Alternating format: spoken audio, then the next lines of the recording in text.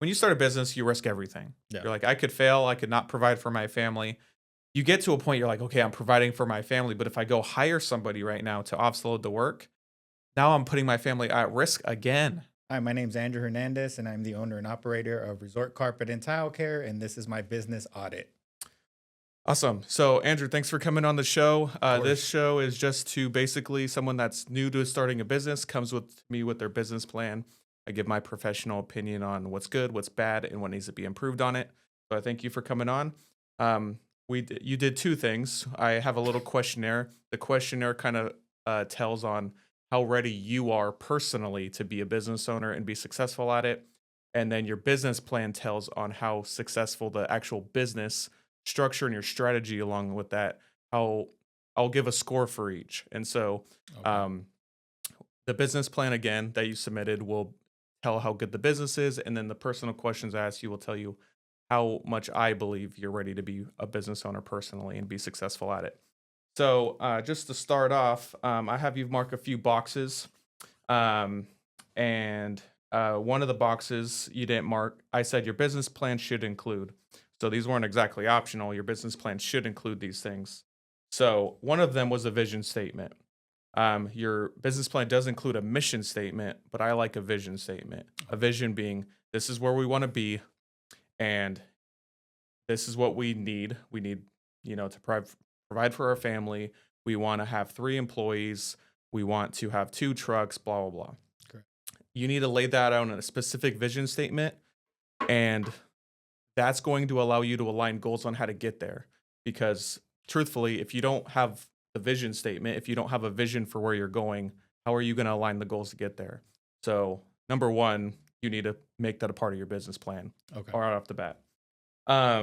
Another thing that you didn't include in your business plan was a SWOT analysis. A SWOT analysis is an acronym for strengths, weaknesses, opportunities, and threats.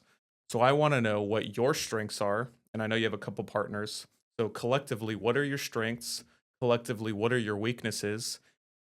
What are your opportunities in the business that you're getting into? And what are your threats, both personally and in business? So a threat to you, as dumb as it may sound, could be your stress and anxiety, or a threat to you. I see it all the time. Could be family circumstances. Um, you know, son has medical issues or something like that. That's obviously going to affect you getting your product out and doing it well.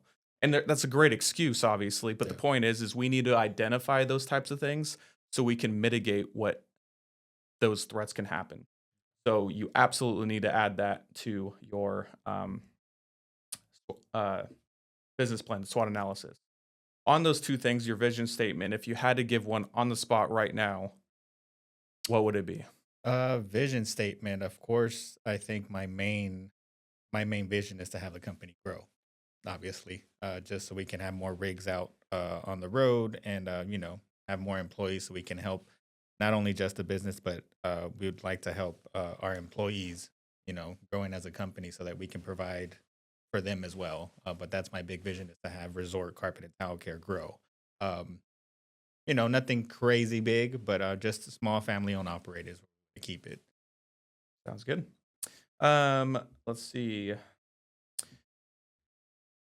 One of the boxes you didn't check and is and I didn't really see it in your business plan. And again, I gave you a questionnaire, said this should be in your business plan, and it's not.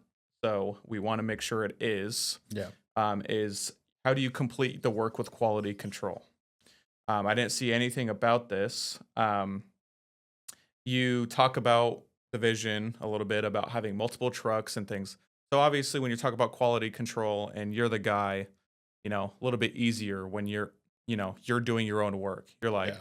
typically the business owner, he's going to do phenomenal work. Like that's just kind of natural. Yeah. What happens with business though is the owner actually gets out of the field eventually, or not on every job. And how are you going to ensure quality control? I didn't see anything about that.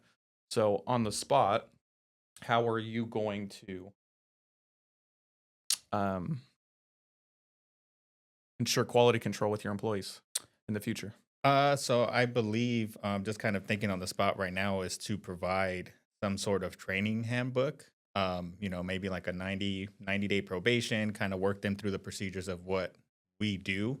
and kind of have a checklist, maybe day one, day two, day three, and kind of have them sign off and have your typical situations of what are the first things you do to clean carpet or whatever scenario it is, and kind of hit those check points, and have them sign off on it so that we have proof that you were trained on it. And if you have any questions, let us know. But I think an employee training checklist is what I want to call it.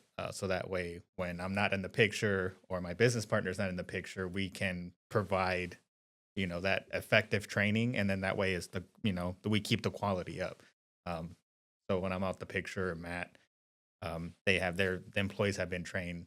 So it's just kind of consistent training that we have going on. Makes sense. Yeah, and obviously, even when they're out in the field, probably just being available to them over the phone Mm-hmm. and guiding them through that Yeah. obviously would help quality control. Um, all right. So I had you mark a few boxes. These are not requirements, but if they're applicable, you haven't started a business before. Obviously, that would have been a plus. But you said your business partners, at least one of your business partners has started a business before. What kind of value is that?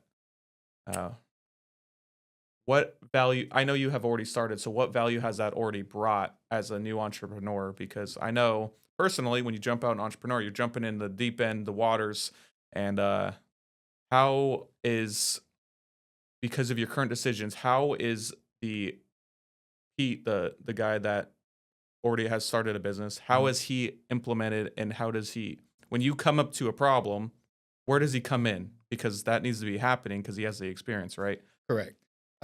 So Pete, it's actually just whenever I come across something that I'm not familiar with as a new business owner, the first thing is to go to him and ask him, "Hey, how would you handle this?" Or "What direction should I go?" I still have my opinion on it, but it's just more that he's been a business owner for I want to say 28 years. There's just a lot of wisdom and value there that I can go to him, even if it's different industries. He's an entrepreneur, so I'll take that. I'll value that because I know I can go to him with anything, and he'll be able to provide me an answer or kind of guide me in the direction that I need to go. But yeah, that's where I see that benefit coming in, where he has all this wisdom. Might as well just use it and ask all the questions I can. Yeah, that's a super valuable asset, obviously, because we'll make mistakes as Yeah, an entrepreneur, and it's yeah, nice to have someone that's made the mistakes before so we don't have to make them with this business, right? correct.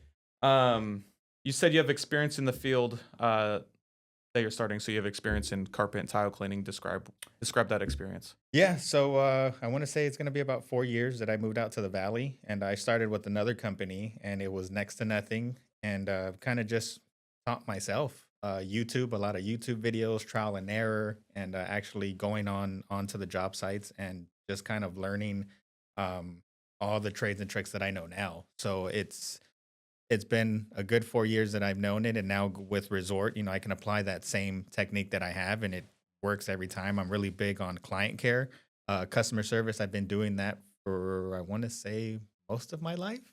So that's one really big asset to me that I know that I can perform no matter what the situation is, as long as I'm taking care of my client and I'm walking through the process of what we're doing and how we do it, and just being upfront with them. But that's where I think client care, customer service, and everything else falls into place, and that's where my experience ties in with it, and it's been going great so far. So Nice.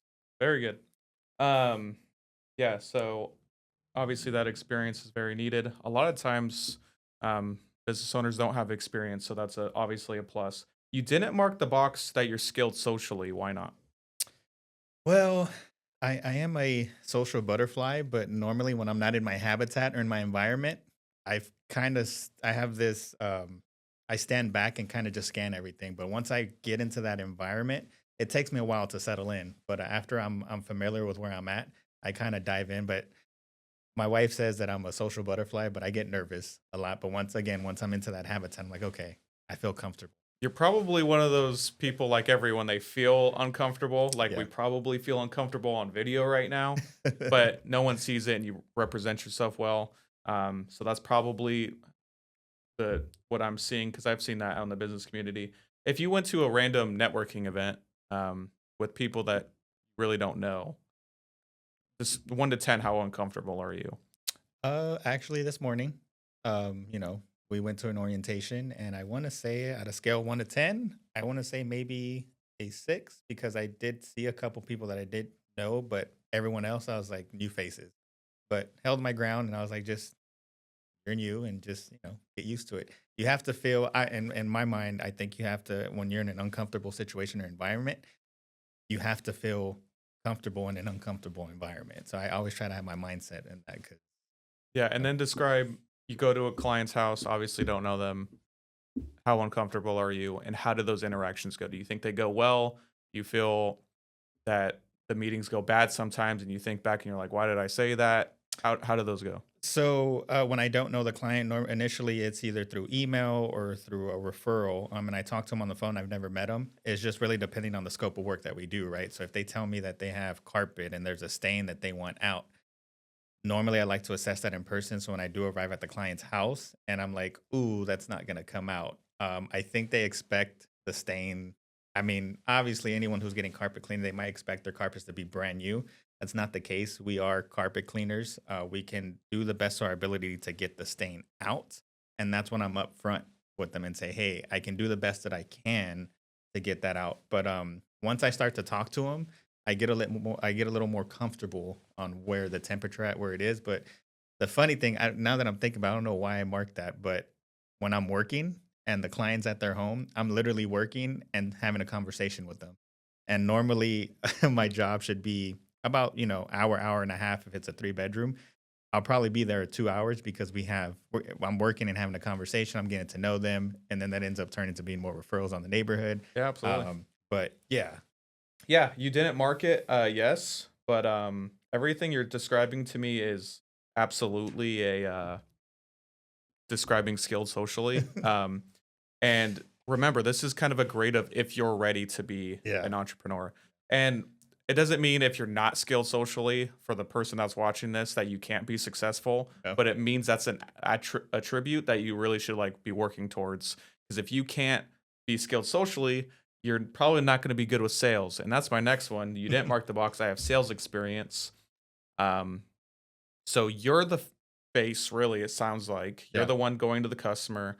You're the one that can get referrals and have a happy give the customer the overall satisfactory experience. So even are you responsible for sales? Like who if there's a call from Google or something, who's answering that? So normally it's me that has the resort phone, but that kind of goes down the middle between me and Matt. So normally he's checking out the emails, or if we get a lead from Facebook or anything like that, he's the one who emails back. But it's kind of split down the middle. Um, but yeah, Okay. Yeah, so sales is obviously you can't be successful in business if you can't do sales. I yeah. mean, you doesn't matter if you have the best product if it's not sold. So you didn't mark the box, have sales experience. How are you gonna improve? Um, what have you identified within yourself that you do not do good with sales, and how are you gonna improve it?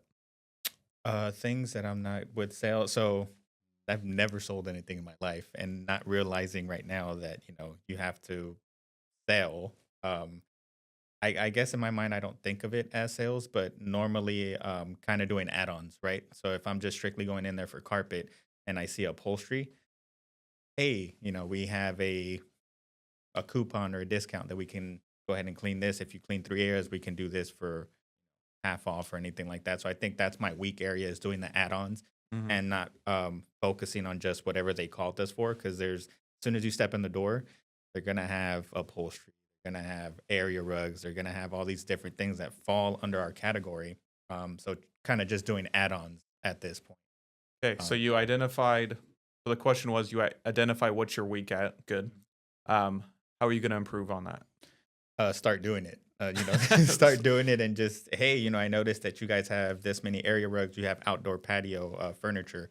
We'll be more than happy. Summer's coming up. You guys are gonna have a pool party, and again, this ties into talking to the client, and those conversations can lead anywhere. And I think that's a great opportunity to go in and be like, hey, we can go ahead and do this. We can set you up for a next appointment, or even if we're there, we can take care of that right now. It's not going to take more than 10, 15 minutes. I think practicing that to kind of get me in the habit of doing it. Years ago, I used to do that for Anna's Linens when I graduated in 2007. There was a main thing is anytime you're selling comforters, add on. So what goes with the comforter on the bed? Pillows, sheets. Now that I'm thinking of it, I need to apply that same tactic to what we're doing in the business. So Agreed. Agreed. And yeah, these things don't. I might say something. Hey, you need to improve on this, and it's not going to happen overnight. It's going to be repetition. yeah, We have to train yeah, ourselves. definitely. A lot of entrepreneurship is on discipline. Really, Hmm.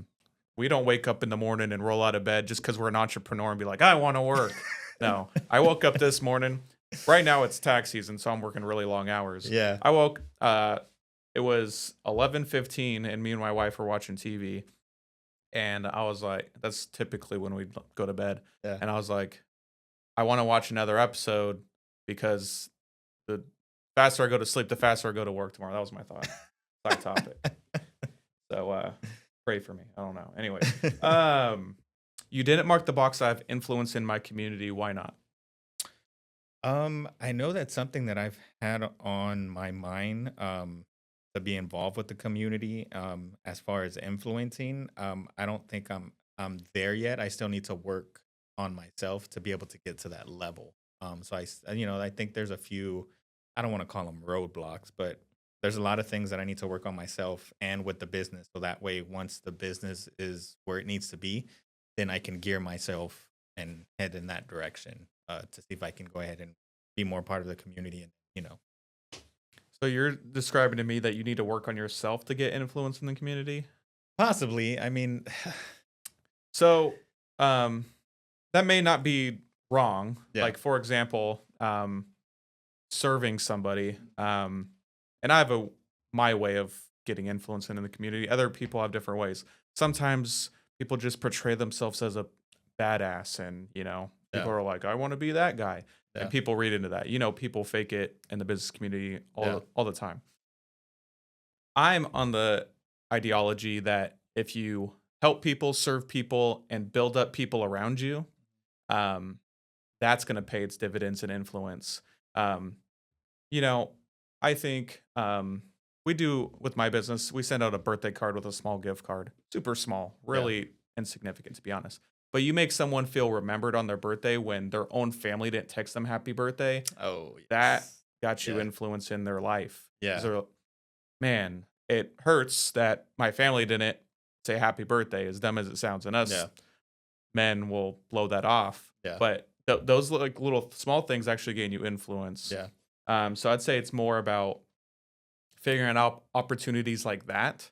Mhm. That's going to get you in my corner. You're like, man, Jordan remembered my birthday, Yeah, and my own definitely. brother didn't text me happy birthday. Yeah, You're just in my corner. Now you want me to be successful. yeah, Not I'm this badass, and now I want to be that, but I don't have that. So now there's bitterness. You see the yeah, difference? yeah, yeah. So So now going back to that really quick, then, I think for me, it would be, when the holidays come up, or even our clients, as that list grows, I would want to send a thank you basket. Thank you for being a loyal client. Work our way up to that. Because I believe it's 4 months and a half that we've been in, and we've done some big projects already, and some residential as well. And I know so far something that we started, I believe Matt did during the holidays, was sending out thank you cards. And I actually received phone calls and text messages like, "Oh, hey, thank you so much for sending me that." So I think that falls along the lines of what you're talking about. I would want to do that more so that the clients know we're just not here coming in and out of your house and only calling you to clean your carpet, your tile upholstery. Like, we value your business. Thank you for giving us opportunities. So I'd want to do that more often as a company grows. yeah, and don't forget about non-clients too, Yeah, definitely. because you'll acquire a client when you've gained that influence. Yeah, So definitely think about that. And when you have influence with people, so for example, you have two business partners. You had influence with them, and you guys decided to go start a business. That pays dividends. You might gain influence with someone. They might not be your client, but they might have the HOA that you need or whatever it is. yeah, So definitely don't forget also about gaining influence, even with non-clients. yeah. You didn't mark the box. People think highly of me. Why not? People don't think highly of me. That's just something with me, man, that I just never thought.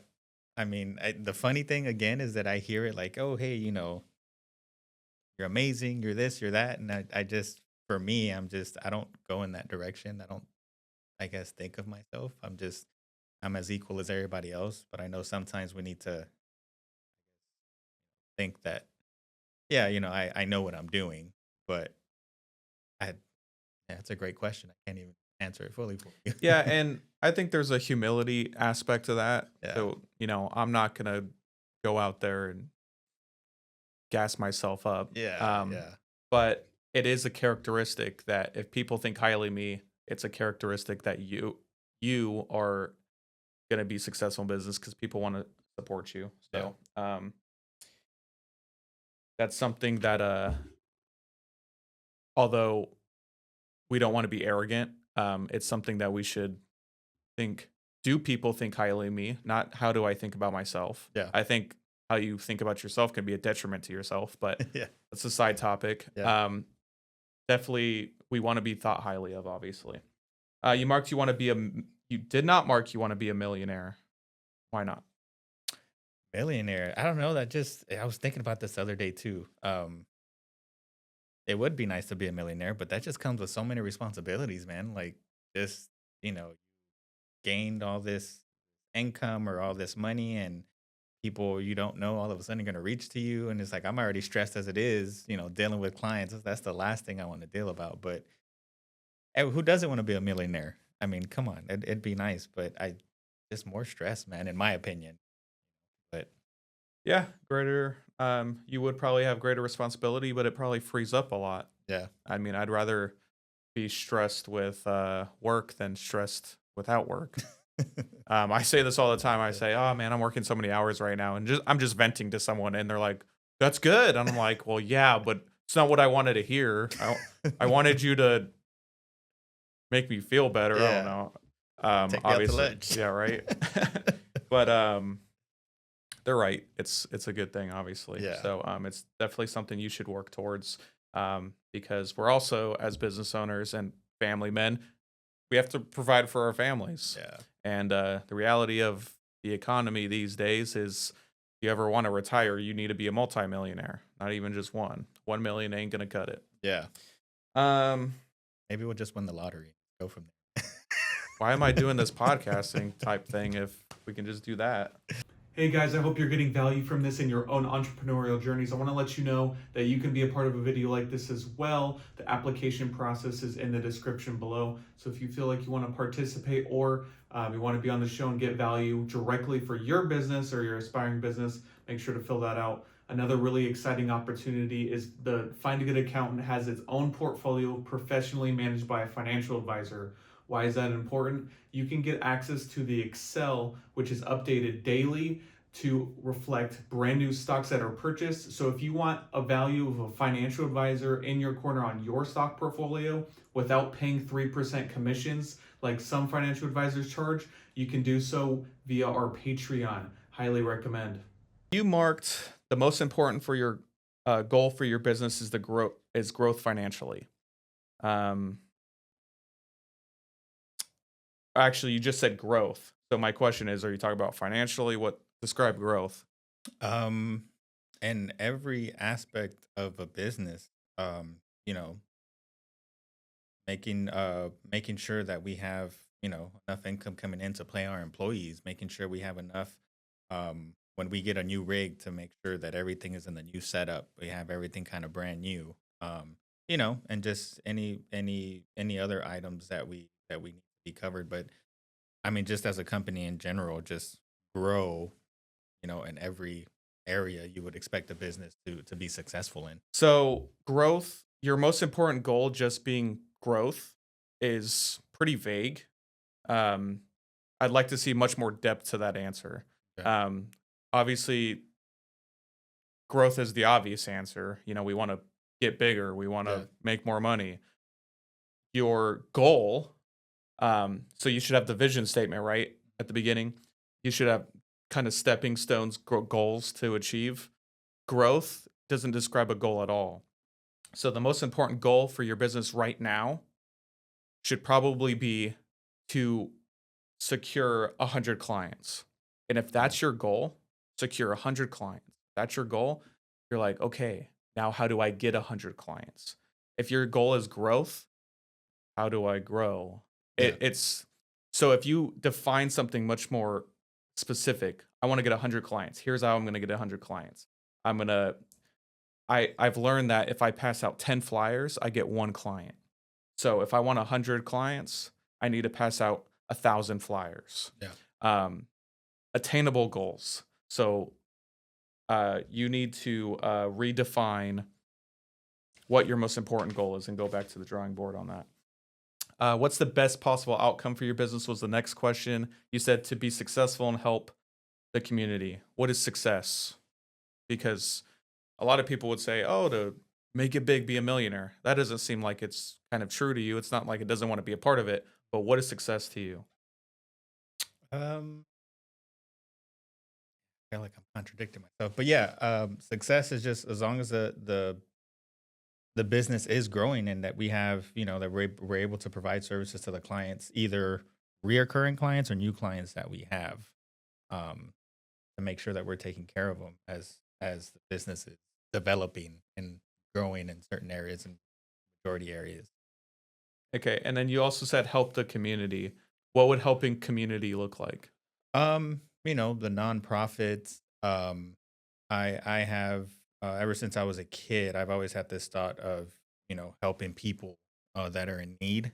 So I would want to gear the business, to be in that aspect of helping out. I've always had this project in my mind where I can get my family together and all my kids and let's do like 100 Ziploc bags of essential needs that need to be, and then just kind of pass them out during the holiday, but not only on the holiday, but just if somebody's in need of something, just hand this out. Just go out as a group and hand it out. So I would want the business to be a big part for me in that in the community aspect. Helping nonprofits or other organizations that are in need. Maybe we can provide free carpet cleaning for a building that they need, or anything in that sort of way. Gotcha. Okay, cool. You said the next question was what was the worst possible outcome for your business, and you just put fails. Again, I'd like more thought to that. Um, Worst possible outcome is we get a client, job doesn't go well, something along those lines. Yeah. So if we aren't putting more thought to this, then I almost don't think we're taking it serious enough, and we're also coasting. Yeah. We're just jumping into entrepreneurship. Yeah. And saying, well, I hope for the best. And the reality of entrepreneurship is most businesses fail. Yeah. And that starts with this. That's Yeah. why we're here. That's why I think this is such value, because people don't know how to do a business plan. Yeah. And that's okay. We all need to improve in these areas. But if your answer to questions is one word, then we need to do so much more thinking about that. So if you don't know how to answer like a question, as a business owner, you're the last line of defense when it comes to a business. If you're a technician and you're carpet cleaning, you could always call the owner and say, you hire someone. He can always call you and say, hey, like, what do we do about this stain? If you don't know the answer, your business is screwed. So if there's questions on here that are like, well, I don't know how to answer this, you have to find an answer. Yeah. And it can't be, I don't know, or, just tell the client, we can't do the job, or something like that. Like, we have to have an answer. Yeah. And I know you're good at carpet cleaning. You always can come up with an answer there. But what about in business, entrepreneurship? Yeah. What do you do with admin? What do you do with you get your P&L? You have no idea what's going on with your financial numbers. What's gross margins? Like, if you don't have answers for those things, you're not positioning yourself for success. So, hearing that, what are you going to do about what I just said? Take everything you just said and work on it, man. You're right. If I need to start looking at it in that direction again, because I wasn't even put in my direction, but now that I'm hearing it, makes sense now. And we also have to make action steps. So I would Yes. encourage you to say, all right, I don't know about numbers, and maybe you do. Profit and loss, balance sheets, things like that. Obviously, that's the way my mind thinks because I do that for businesses. But those are obviously vitally important, and you can't go out even with marketing analytics. If you can't analyze your analytics and realign like how you're going to market or what you're going to do or what you're going to charge for your product, like if you can't identify those things and look at the business, not just carpet cleaning. You might be the best person in the valley, but if you can't identify what to charge for the best product in the valley, Yeah. then you're shooting yourself in the foot. Yeah. Um, the next question was, at what point would you consider yourself a success? All you put was company growth. Um, so you're gonna have to define to me what growth is and how you're gonna accomplish that. Yeah. I mean, now again, listening to what you're saying, you know, getting those 100 clients, how can I secure them? After we hit the 100 clients, let's add another 100 realistic goals, right? So that way there's something on the board that we can see now, and what's the plan to get to that mark. Yeah. So A lot of what you're saying, just to give some context, you're saying, I want to provide for my family, I want to buy more equipment, I want to make sure we're paying for employees. That's all an increase in revenue. Increasing revenue solves all of that. yeah. So then the question is, how do we get more revenue? Okay, we can accomplish that by creating leads through Google, Yelp, door-to-door knocking, and you have analytics on how successful that is. Like I said, I pass out 10 flyers and one of them calls me. Okay, Yeah. cool. That means I need to pass out 1,000 flyers or 10,000 flyers. Every time I do a Google ad and spend $100, you'll have to do your due diligence to make sure that makes sense. But I spend $100 on Google ads, I get 120 back. So if I want to increase my revenue by this, I need to spend this much. It's also not that simple with ads. So Yeah. make sure we're doing our due diligence there. But Yeah. you get the point. You have actual tangible things to figure out in that regard. The next question: what must happen for you to be successful in your business? You said support system. What do you need support for? Like what? Support that, I think, for me, it plays a huge part. So having, business partner and not doing everything, it takes a lot out of my shoulders, or, this heavy burden. Just working with the other company, I was doing the invoicing, I was doing the networking, I was the one doing the invoices, I was the one cleaning. And this is all happening while I'm on the job. So having a support system, in my opinion, takes that load off, and now we can delegate, right? I can perform a little bit better, and I can focus on my job when Matt is on the phone with the client, or he's actually out getting referrals, or he's doing estimates. For me, it's a whole game changer. And of course, with Pete, the wisdom, just as we talked about earlier, like, hey, this is a situation, this is what happened, or can I get your advice?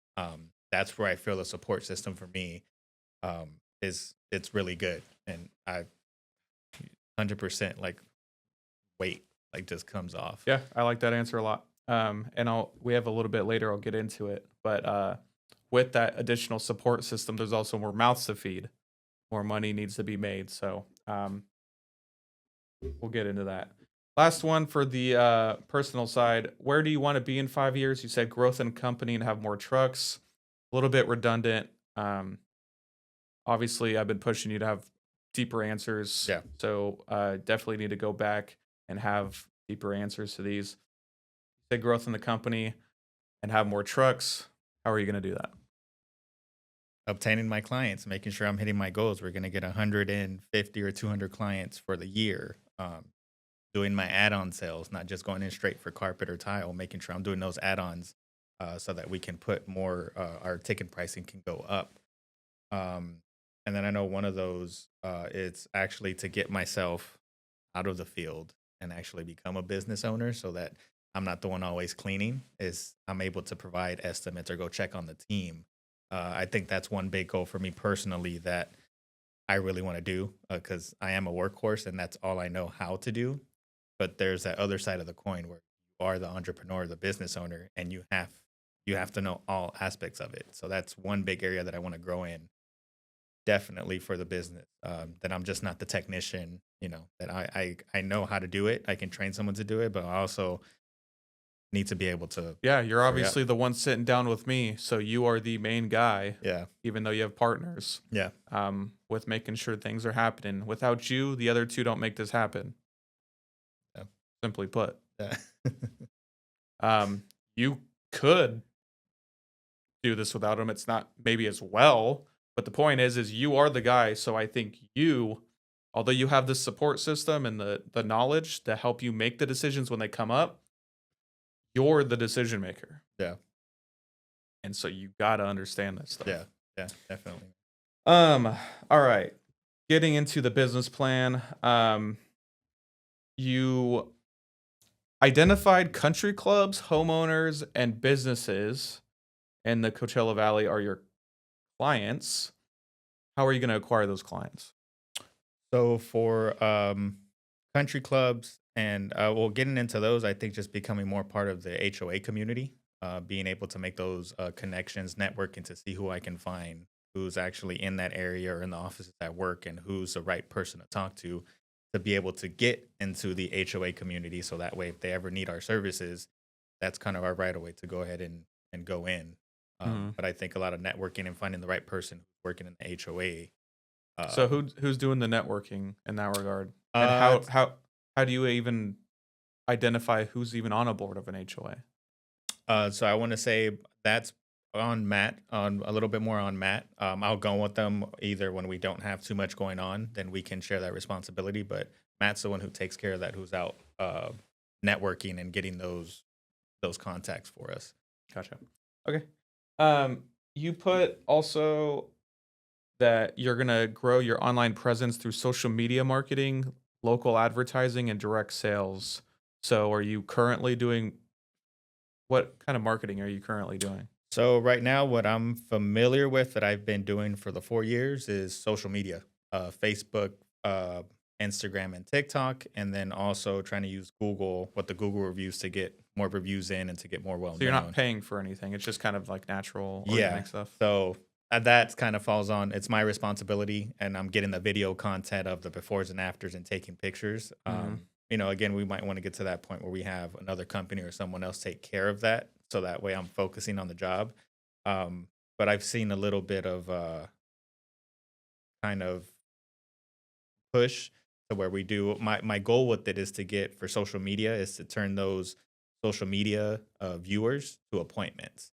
The other company, I have done that with TikTok. I kind of did a video where I was cleaning a commercial building, and I put it's called merengue, dancing music, and it kind of took off to where I was getting phone calls of, "Hey, you're the carpet cleaner that dances. Can you come clean our house and can we do a video with you?"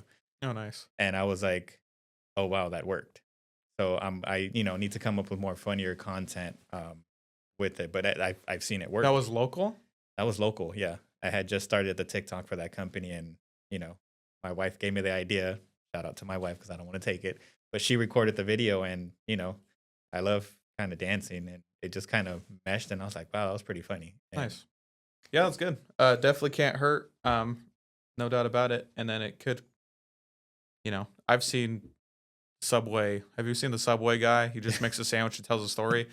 I mean, even if it's not producing leads, it could be another income source. yeah, The only thing I'll say is, you said it's falls into Matt's kind of responsibility to create the connections with the HOAs and things. You need to know also, remember I said you're the shot caller. You need to know how he's going to accomplish that. yeah, Not just, oh, that's his responsibility yeah, and trust that he's doing it. yeah, You three as a group need to say, this is Matt's responsibility and here's how he's gonna accomplish it. I yeah, told you a little bit of the sales, like again, super repetitive, but you get these things down. If I hand out 10 flyers, I get one call.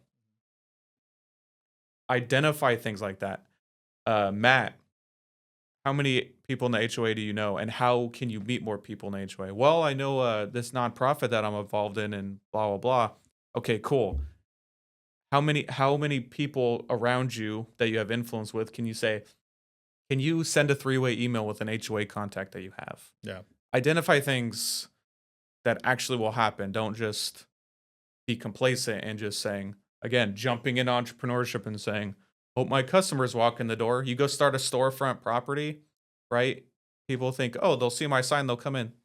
yeah, no, They don't come in. yeah, You have to actually be proactive. yeah, So again, you need to know what he's doing to accomplish reaching more HOAs and things and country clubs. In your plan as well, you've identified that the Coachella Valley is a growing region with high demand for pet professional cleaning services. How do you know that? Just by, either, of course, driving around the valley or talking to other networking groups, other realtors that, they're going to be building more houses, and we're kind of getting that information. So that's where we see that it's going to grow. And actually, the orientation that we had today, they kind of mentioned with unfortunately everything going on in LA with the fires, that some of those people that lost their homes, that they're going to be moving out here. And I was like, wow, I didn't even think about that, but they're going to be building and buying here. So that's going to, there's going to be a lot of growth. Yeah, So then I can see, where our services are going to be needed. perfect. And I'll get into this a little bit later, but we also want to identify what our ideal client is. Is it a homeowner or is it a business or country club HOA? Because it's not that you can't serve all of them, uh, but we'll hone in that in a bit. What is the best? Okay. Uh, you've listed here the three owners and kind of what their general expectations are. Um, so you have three partners. We're getting into, yeah, we have more wisdom, we have more influence, but now we have more people to give a paycheck. So how are you going to all get paid enough? More value? You could bring me on. I think I'd provide value. But how are you going to make sure I get paid? The more people you bring on. So did you think about that before getting three partners? Honestly, that was on the top of my list. Uh, just because you have to bring in more revenue to be able to feed all these mouths. And that's something that eventually, and again, this is just my opinion, that I know we're gonna get the business to where it needs to be. But I think that's just, of course, thinking of different creative ways on how to bring in more revenue so that everybody's taken care of, and then adding those employees, right? Because the last thing you want is, oh yeah, we have an employee did X amount of jobs, but unfortunately we don't have enough to pay the employee. That's a situation that I don't never want to be in, as a but I think just meeting at least once a week, talk about what's going on, what we need to do, what projects or what leads that we've generated, and go from there. And I think communication between the three of us is, we can get everybody taken care of and grow. Absolutely. So really just breaking it down, you're all 33% partners, right? Um, so Matt said he's a little bit of the sales. He's got sales experience as described here. Um, how is Matt's sales experience, or like what he's doing? How is that going to provide 33% value? Me personally, getting to know Matt, and then being on this new business adventure, I've been able to see what he can do, and I've said to myself, like, wow, I don't know if I would have done that. And I give my hats off to him, because he's a social butterfly as well, and when he sees his mark, like, he just goes in, and that's something that I really appreciate about him, and I think that's where his strength is, where my strength isn't. That I know how to close it, but again, I'm so focused on doing the job. I think his 33% is that focusing, and not only that, I'm trying to train him on how to do everything else on the rig. But I that's where I see his value of bringing So in the what 33. specifically did he do that blew your mind? Like you got a customer or what? Yeah, we got a client. So Lulu's California Bistros in Palm Springs. That was through a referral, and he went in, and I remember going with them. We sat down with the general manager. Easy conversation. When can you guys do it? And this was during the holidays, before a week before Thanksgiving. And Matt's like, we can do it the week of Thanksgiving. And I'm like, what? Committed you to that. Yeah. So I was like, okay. And it was literally, I think it was 2 days before Thanksgiving. And they're like, we just need the carpet downstairs and upstairs, and we just want the front tile. Yeah, we can do it. And what amazed me is just the confidence that he had. And I was just like, Wow. Okay. And here we are. We set the date. We sent emails back and forth, and we're in Lulu's. And I was like, wow. Okay, that was a big, Yeah, Lulu's. I know Lulu's. It's a significant restaurant out here. yeah. So On the same thing, you kind of marked he's got business experience before. He's has influence in the community. Why is that worth 33%? everybody knows Pete.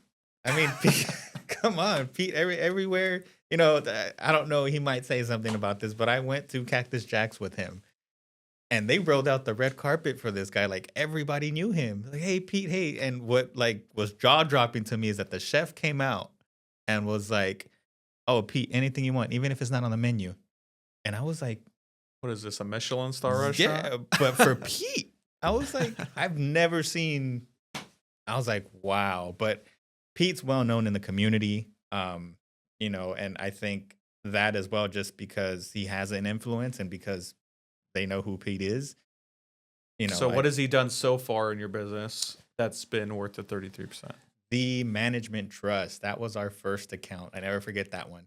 Um, Introduced us to Damien at the management trust, brought him into Desert Elite, and made the introduction. And that was another one that I was like, wow, this is a big. There's a lot of carpet. Um, and I was confident that we were going to get it, but he made that introduction, and it was just immediately. And here we are again. First project Resorts ever done. Me, Matt, and one of our employees went out and we knocked it out. And after we finished everything, Damien was impressed. And I remember him mentioning when we met up that the employees felt like the air quality was better. And I was like, oh wow. So that meant a lot to me. But that project near and dear to my heart because that was the first one. Should ask him for a review. Yeah, yeah. I think I think he's on. If not Damien, I need the That review, please. that sounds like a good if the employees noticed like that would be a good thing for people to read, obviously. Yeah. Alrighty, so we're getting into your business objectives. This is the part of your business plan that I've liked the most, that I think you guys did the best on. You said you're going to achieve a client base of 50 commercial customers in the first year. How are you going to do that? So again, networking, getting to know those people that are in those commercial buildings, whether it being realtors, um, people, insurance buildings, anything like that. I think that's how we're gonna gain So those describe clients. networking. Going to networking events where Yeah, random people show up. Are you going to the businesses? both going to the networking events and just mingling and getting to know new people, new realtors. I think that's one way we can do it, and then actually going to the businesses, showing up and maybe you know taking them coffee and hey, we're out here trying to this is what we do. We would love the opportunity to earn your business. And then how long have you been in business so far? We started Resort? in September, so 4 months, 4 months. going on 5. So we're a quarter of the way there. Do we have 12, 15 commercial clients? I want to say right now we probably have about 1, 2, 3, 4, going 6 going on 7. But I know right now we're in the works of talking to more commercial, so that's gonna continue to grow. That's a conversation to have. You set a goal. Yeah. Where and it scales. Yeah. So you're gonna start slow and naturally, last quarter should be the biggest. Yeah. And that's how business works. Yeah. But you should be able to go back to your business plan, identify, and a business plan should be constantly reevaluated. New goals, new vision statement, new mission. And this was made before you started. We're a quarter of the way in. Yeah. It's a great time to reevaluate. Yeah.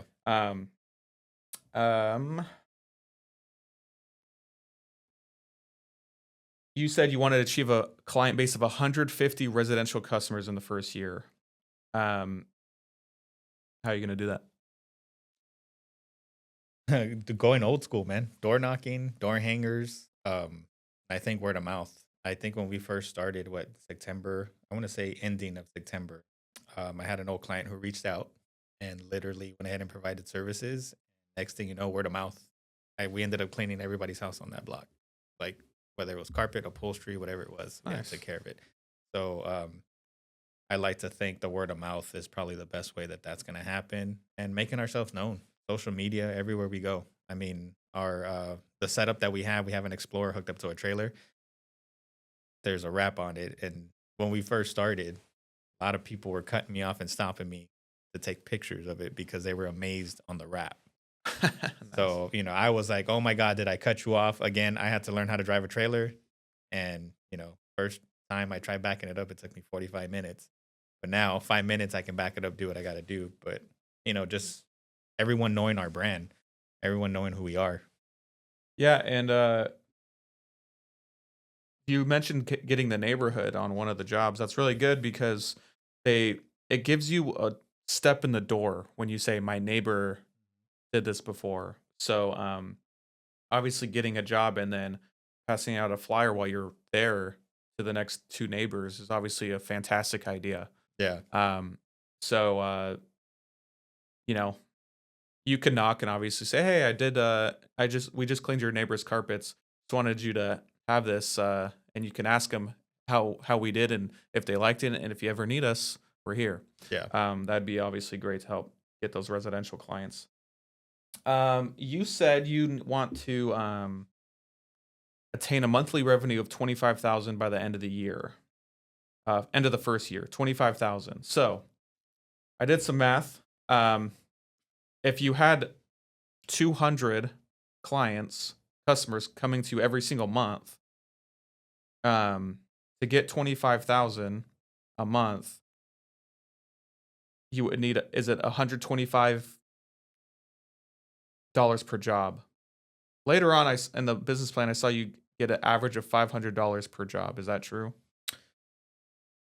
That was just a number that we threw up there, but I think realistically, average ticket price would be 199, 200 per job. Okay. So I did the math and I don't have a calculator with me right now, but I based on these numbers, 200 clients, it would be 125 per job. So if it was 199, we'd maybe end at like 150 clients. So my questions to you are, can you even do 150 clients on your own every month? Yeah, I mean, again, possibly doing the networking and everything word of mouth. I think we Not just getting 150 clients. Mhm. We obviously have to believe we can do that. Yeah.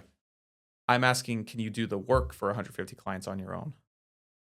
No, not on my own. No, but And what would you need?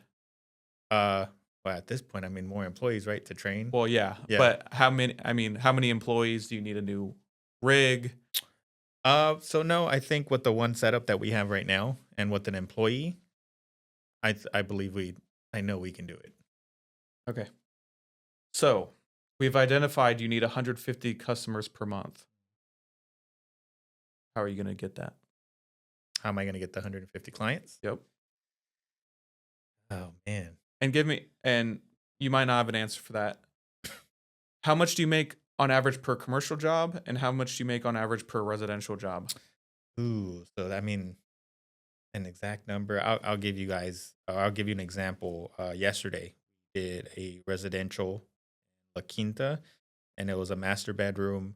It was two area rugs and two upholstery, two seaters, couches, and 3 hours did $460, and that was on my own. 460 for Commercial, 3 hours. it can average just because of the square footage, but let me see. City of Desert Hot Springs, and this was with the helper. We did the city hall in about six hours, I want to say, and that was $2,400, and that wasn't including the building that we did on the side that had carpet. So maybe let's say 7 hours and a half. Seven and a half. Yeah, 24. Now you're making my math harder. But again, commercial can really depend. Roughly, you're making double the amount of hourly from a commercial client. It sounds like. Yeah. So those are things that uh, we want to identify and target. So, for example, with my business, I do businesses, which I'll do their full range bookkeeping, advisory, tax advisory, and their tax returns for a monthly price. And then I also do individual tax returns, but I only market to businesses. It's not that I don't do individuals, but the reason I only market to businesses is because that's where I make the most money.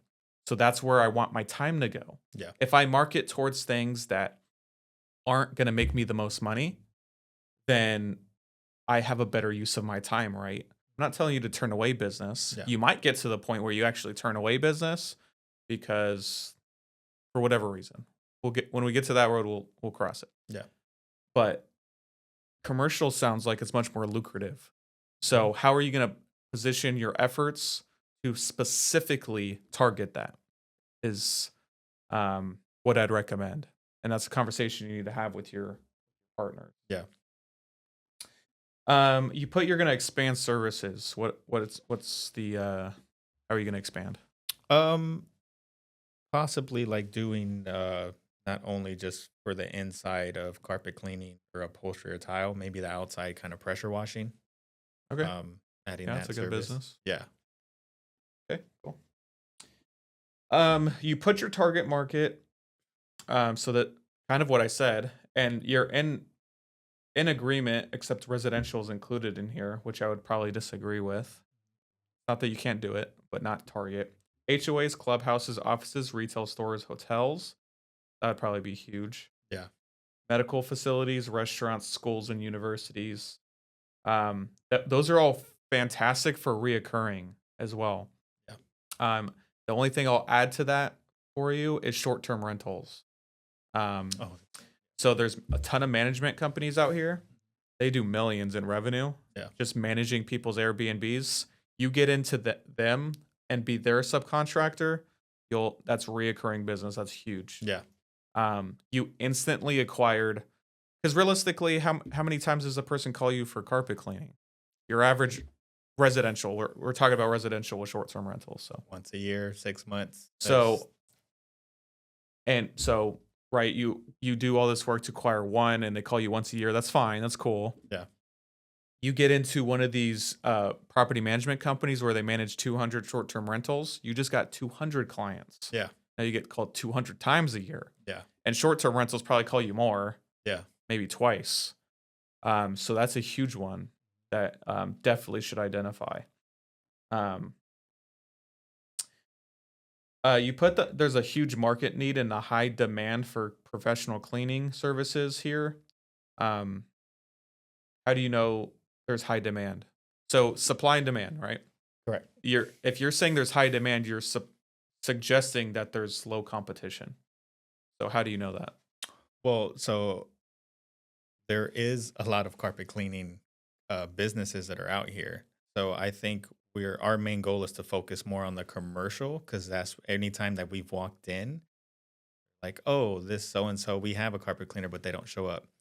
Residential is just whatever the client prefers, right? So I think us targeting more of the commercial and the restaurants, because a lot of people, again, having conversations, a lot of people don't like to deal with that. They're like, no, I don't want to work at night. I don't want to do graveyard. And to me, that's like the best, because then we can go in at night. We don't have to deal with the traffic. We don't have to deal with anyone. Get in, get out, go to the next. So we've noticed that the commercial space is where it's left open. Residential, anybody That's can do perfect. That sounds like where the money's at, anyways. it. Yeah.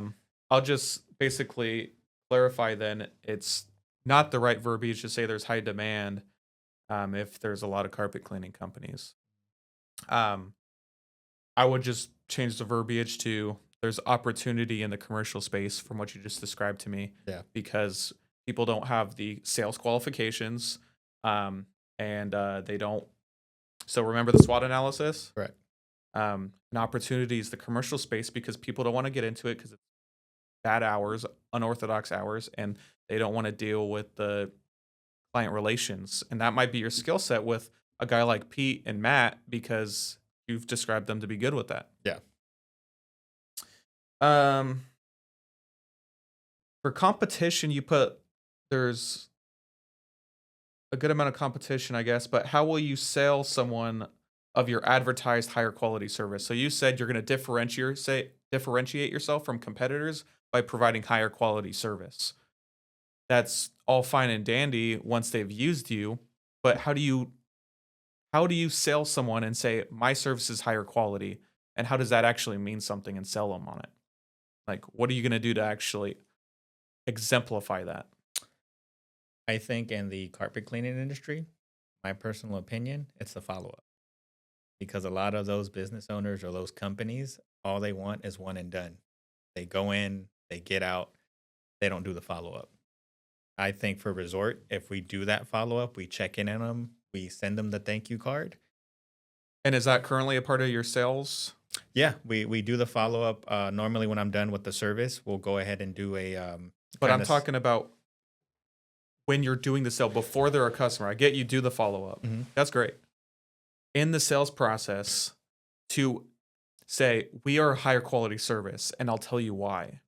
It's because we do a follow up every time, and if you're not satisfied, we'll come back and make sure you are. Quality control and the quality of our product is guaranteed to be the best. Is that a part of your sales pitch? Yeah, Um, Good. and normally, just to add to it, is I do a walk-in process. If a client has 3 rooms and they're doing carpet, and as soon as I finish the first one, I'll go over and walk the client and be like, "Look, this is what I was able to do. I was able to get this stain out. What are your thoughts?" So that way, if I need to correct it on the spot, or maybe we can go over it again, then it's done. And of course, they have our number. We send them the text to leave us reviews. If you have any questions or concerns, let us know, and we'll be more than happy to come back free of charge. Perfect. You now put some services you offered. I'm going to ask you the average charge for each. I know you're going to probably be guessing. Average time you spend on each. So, like the first one's commercial carpet cleaning. How much on average would you spend? And percentage of your current revenue is assigned to, for example, commercial cleaning. Does that make sense? So, first one is commercial carpet cleaning. What's your average charge? That's just really depending on the square footage, whatever the number is, and you know, kind of do the math. So we take our measurements, and let's say if it's, I don't know, 2,500 square feet, multiply it by either I think it's like 50 cents or 45 cents, 40 to 45 cents a square foot, and then go from You should break this down in detail with current clients you have, but still just give me a number. I get it could be $1,000 and it could be $200. there. Yeah. So the average would be, 600. So Yeah. what's the average charge So let's just say, for commercial? let's say 1,200. Okay. And then what's the average time you spend on a commercial job? That can range from 4 to 5 hours. Okay. But 5 to be safe. And then percentage of your current revenue.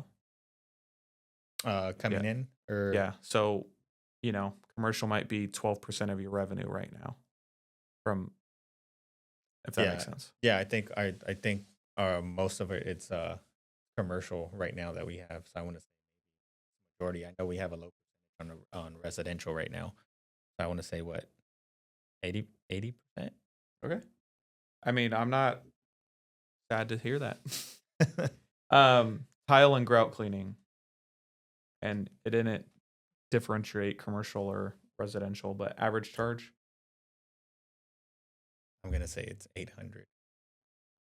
Okay. And then time. 5 hours. Okay. And then percentage of business currently. I'm gonna say 50. That doesn't make sense. No, well, You said 80% is commercial. yeah. Say low. It's kind of, honestly, it's a mix of both. Just everything, but what, 10%? Okay. And if we need to readjust the 80, Yeah. let me know. Upholstery cleaning. Average charge. 200. Time. 2 hours. And percentage currently. 5%. Okay. Maintenance programs. I haven't heard anything about that so far. So those are the ones that we're working on to go out to like the restaurants and the commercial that I can. Well, I don't want to mention it by name, but we do go out every month to provide services for their carpet. But that's only like right now we only have 2. Okay. for And what's the average? This is monthly, so that's nice. uh 650. 650 a month. Yeah. But yeah, 650 a month. Um, And that's that number nice. fluctuates in case they want to add like their upholstered chairs or whatever, so that number can go up. I like that a lot because what I actually because what you're describing to me, the rest of the service you described once a year on average, right? Yeah. Um, so you're talking about your high end commercial average 1200. Your maintenance 650 times 12, 75, 8,000 or something like that. That's awesome. I'm just gonna say 8,000 because I can't do the math in my head. Yeah. Average time. So just give me your monthly and we'll do 2 hours and a half. 2.5. So um, about 30 hours. I would just stick to 2 hours. Just make it straight 2. Okay, 24 hours. And then right now the percentage of your business. I mean, it's only 2 restaurants.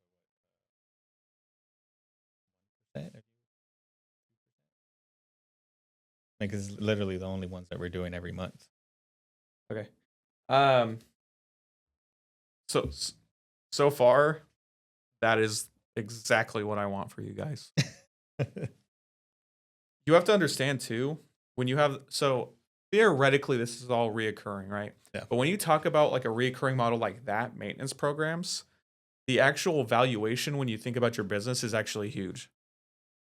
So if you sell a carpet cleaning business and you just do a bunch of residential, the multiple you're going to get is, give or take, because you're just dependent on sales always. That maintenance program, they sign up for 650 a month.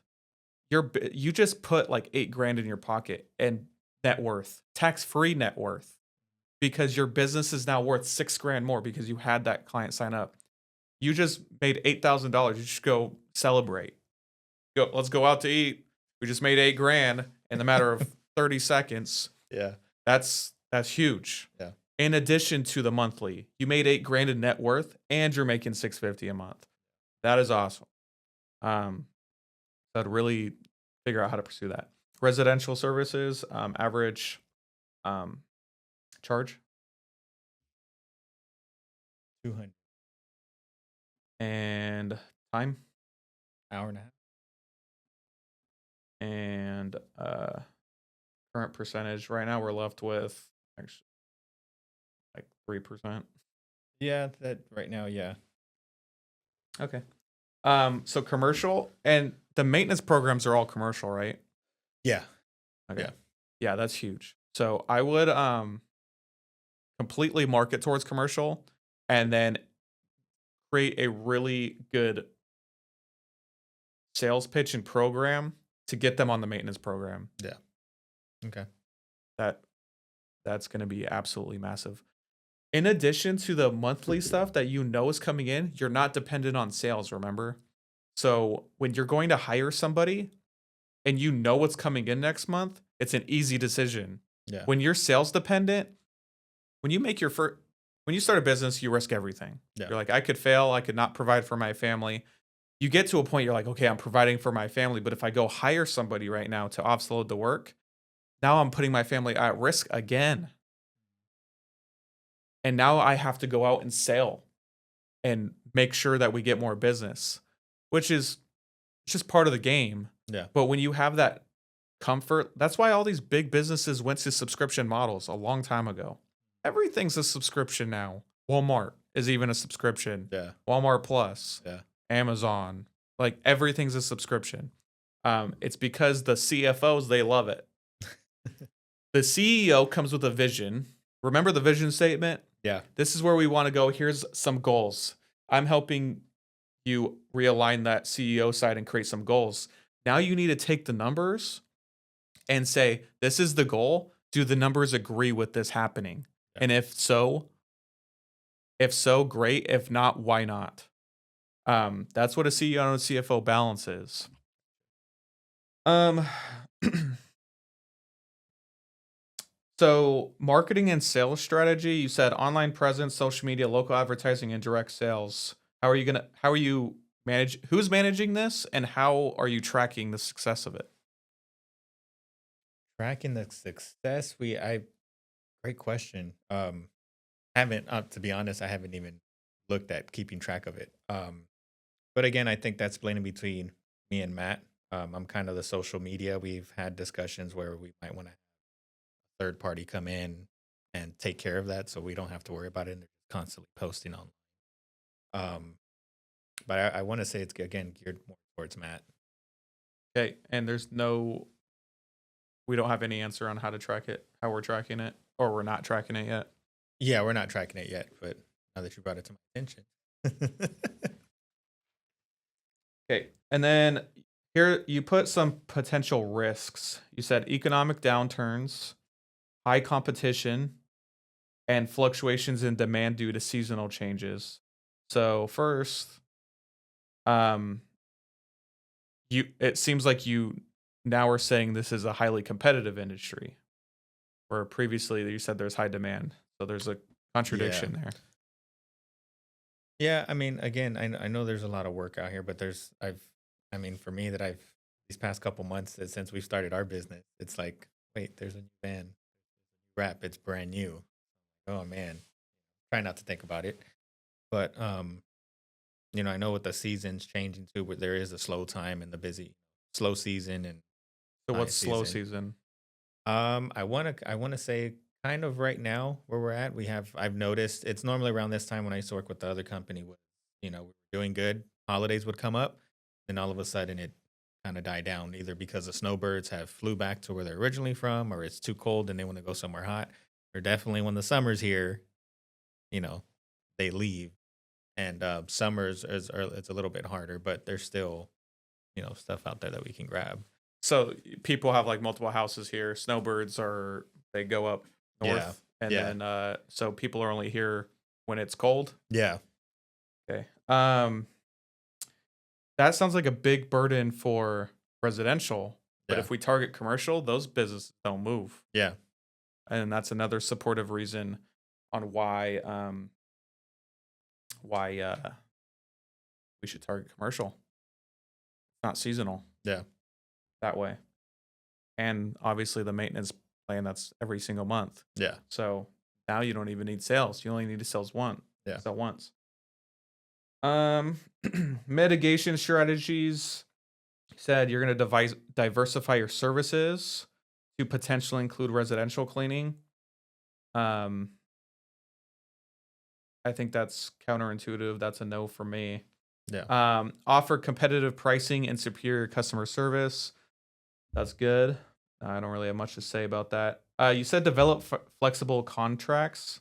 You guys have contracts with like what commercial? What's a contract? Yeah, I mean, just going in with the monthly cleaning again, just tailoring to what their needs are. So, for example, if one of those they have carpet that we take care of monthly, obviously, and then they have upholstery. Say, hey, we noticed the last time we were cleaning, your upholstery needs to be touched up, or we can clean it. We can give you an estimate on that. Let us know if you'd like to move forward. And some of those also have tile. So it's kind of one of those same things where we go in and we're noticing things, kind of that add-on sell. Um, Sometimes it bites, and sometimes like, oh, we'll save that for another date when you guys come out. So Um, you put you're gonna have competitive prices. So how do your prices compare to competition? I want to say I don't want to say we're on the low end or on the high end. We're just kind of right on that sweet spot. Um, just because I personally made phone calls and say, hey, how much would you charge for this? And some of them for a residential are charging like $500. Wow. Like high or Yeah, $500 just for 3 bedrooms. I'm just like, what? Like, what are you tearing out the carpet and putting a new one? Like, are you making it look new? I don't like to use the word new just because, I mean, we're carpet cleaners. We can only do a certain thing. Not a magician where I'm going to wave my wand that's over good if it. people are higher. That means Yeah. it's gonna naturally push your price higher. Yeah, But you said in the middle, so you've also what called other people and you know they're cheaper. I can tell you that I've known other people that'll go in for like a 5 bedroom and do it for 100. Yeah. Um, Sounds like the landscaping industry, uh, brutally competitive if that's the case. Yeah, so I've seen that. We've had clients, they've canceled and they went with that company.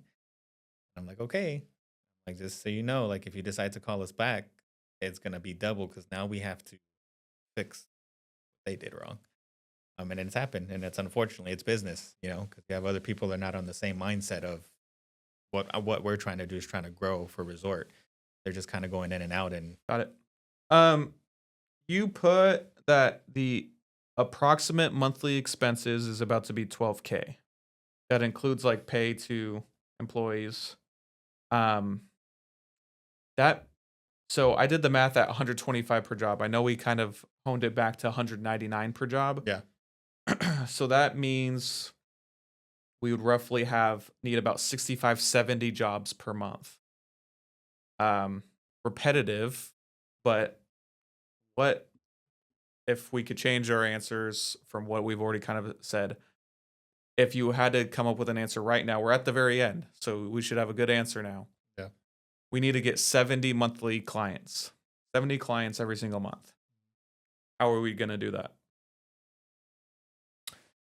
Um, be aggressive and go out there and not only networking but just get more commercial accounts. Now that Specific goals. Remember, yeah, need to pass out 100 flyers. yeah, Answer I would like to see. And me, Andrew, I'm going to pass out 1,000 flyers because I know I'm going to get 30 clients that way. yeah. Matt, we're gonna have a conversation. I'm gonna get Matt knocking on um 10 property management companies. I'm gonna get him going to these 10 country clubs, and Pete, he's going to, I don't even know. So give me what you three are gonna do Okay. as best you can right now. So yeah, Matt, have a list, a realistic goal of what HOAs he wants to, approach. Um, Pete, keep introducing us. We're the new business in town, a part of the community. Just give us those intros, so then we'll take it from there. Are you gonna give him a goal? Yeah, Hey, of course. Yeah, hey, I had that business audit, and the guy was a jerk, and he said he was gonna freaking punch me in the arm if I didn't give you a goal, Man. and he said I need you to figure out how to introduce me to 20 different businesses this month. Yeah, Can you yeah, do that? yeah. I'll let him know that. Definitely have that conversation. Sounds good. Um, so at 200, so you did a revenue projection to get to the revenue projection that you want. You said 20K a month. Um, that would be here you have listed 500. So you've mentioned we've gone down to 200. So now we need 2.5 times. So we need 90 clients. If you want to make 240K in revenue this year, you need 90 clients. Um, what would, if you're going to describe to me the balance of commercial, maintenance, and residential that you want to see, what would it be Uh, of those 90? So 60%, 60 of the 90 are commercial, 10 are the maintenance program. yeah, so I'd probably say I know maintenance, I would want 10, 15%. And then on the higher end commercial, I mean, majority. I would probably keep the residential at a lower percentage, but I mean commercial, because now going through this with you, like it sounds like commercial is what we need to be going after. It sounds like it's the easiest sale. Yeah, Not the easiest sell. You need skill to get that sale, but it sounds like your competitive advantage yeah, is commercial. It pays the most, and it also is seasonal proof. yeah, yeah. And having that, having them on a maintenance program that we keep going in every month to have that reoccurring revenue coming in. Perfect. Well, I am going to go through. That is pretty much the whole thing. I'm going to go through and add up the scores really fast and let you know the damage, and then we'll close out. So on the scores for your business audit, personally, you got about a 75% on if you're personally ready to be a business owner. Things that I see that you needed to improve on um, are your sales, um, and your overall concern and care to have more thought-provoking answers. Um, C's get degrees, but I don't know if they make successful businesses. So you need to. The reality of an entrepreneur, I think it's a detriment. One of the downsides is your mind's never stopping on how to improve. Yeah. And we need to have in-depth answers and always have an answer for everything. Doesn't need to be on the spot. I don't know the answer to this. I must figure it out, not ignore it. Yeah. That's how we need to improve personally. On the business side, we got a 60 out of 100. So not that great. The best score so far, by far, actually. Oh, okay. Overall, both of the previous people so far have gotten 50% on both of these. So, starting a business is difficult. And if you got great scores here, I'd be shocked. Things that need to be improved on the business side is having answers and actual tangible goals. We're really repetitive. We kept saying, how are you going to acquire those clients? How are you going to acquire those clients? How are you going to acquire those clients? We didn't have an answer for that. Yeah. And if we can't answer that, we're going to fail. And that's why you got a D. So communication is going to need to be clear. There's going to need to be goal setting between the three of you. Like I said, towards the kind of the end, Pete, I need you to connect us with 20 businesses this month. Can you do that? Who's going to lead the charge? I think it needs to be you. Yeah. You're the one in the field. You're the one seeing the clients. You're the face. That's something I think you need to step up with just admin and organization and achieving those goals. So I will give you these papers. Go back, talk to your partners, and redo this business plan. And I hope this was of value to you and will make your business successful. Yes, it was. Thank you, man. Appreciate the time. Yeah, of course.